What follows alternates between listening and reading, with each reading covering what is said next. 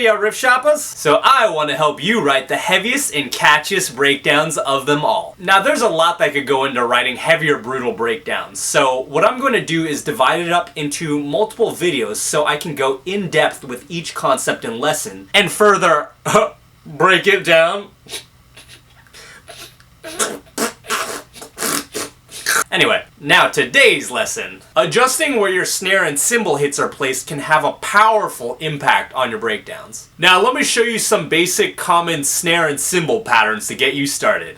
Number 1. This one is called the pigeon headbanger. They call it the pigeon headbanger because when it's played, it makes people tend to move their chin, and they look like a pigeon. The way it works is that the cymbals hit on 1, 2, 3, and 4, while the snare hits only on the 3. 1, 2, 3, 4, 1, 2, 3, 4, 1, 2, 3, 4, 1, 2, 3, 4.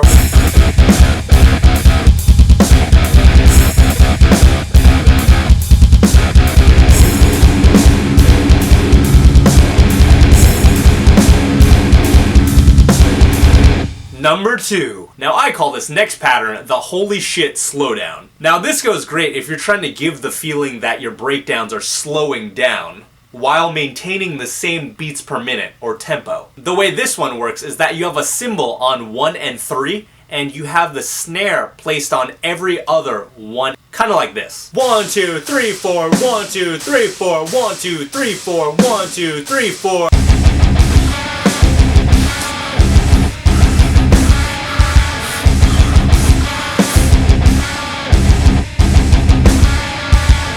In order to get the most out of the holy shit slowdown, it usually works the best when coming right after a faster feeling part, or a part where the cymbals are going a lot faster. The reason why this is so is because the contrast will be more apparent, making the impact of the holy shit slowdown that much more holy shit. If you went from a slow part to a holy shit slowdown, it wouldn't feel like you're doing anything that drastically different. You'd just be like, great, heavy. Number 3! Now I call this next one the bouncy bounce. Now if you're in a gent band, this is going to be your bread and butter. I can't stress that enough. This is the type of combination that gets people in the audience jumping and, you know, bouncing around. Now the way that this works is that the cymbals hit on 1 and 3, while the snare hits on every 3. So it'd be something like 1, 2, 3, 4, 1, 2, 3, 4, 1, 2, 3, 4, 1, 2, 3, 4.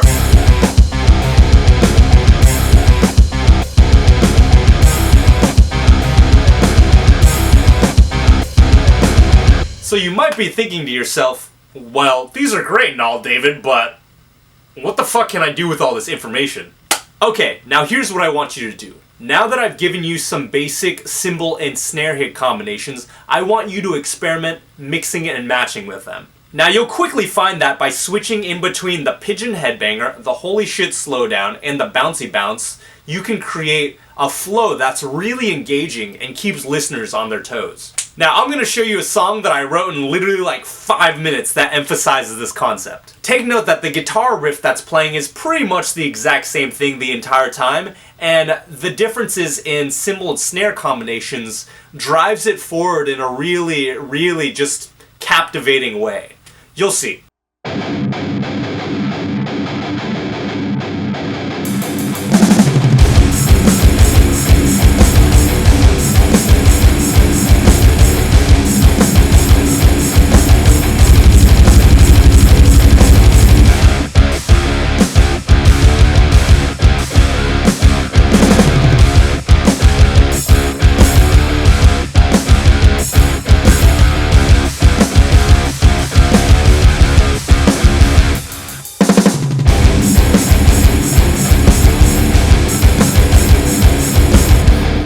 So the next time you're sitting in your underwear with your frickin' 10-string guitar, and you find that your breakdowns aren't registering quite high enough on the brutalmeter, try implementing the pigeon headbanger, the holy shit slowdown, or the bouncy bounce. Now, one last thing I'm gonna add is that changing the tempos of these different combinations can get a completely different feeling out of them as well. For example, if you slow down the pigeon headbanger to about 130 beats per minute, then it turns into what I like to call the jogger.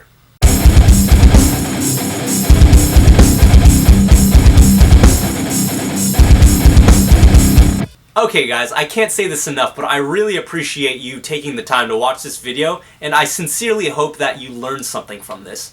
Our goal here at Riffshop is to give you the advice that we wish we had when first starting out. Because I know that, you know, in songwriting, there's not a lot of guidance on it. There's guitar lessons, there's drums, but, you know, nobody talks about songwriting. So that's where I'm trying to help you. So if you enjoyed what you saw, or heck, even got a laugh, please share, subscribe. It would mean the world to us. Also, like I said earlier, I'm planning on creating a lot more breakdown tips videos because, to be honest, there's a lot that can go into writing a great breakdown, and I want to be able to cover all of these topics with more detail. Feel free to suggest more video ideas in the comments. We'd love to hear them, and we'd love to help out like always. Alright, peace.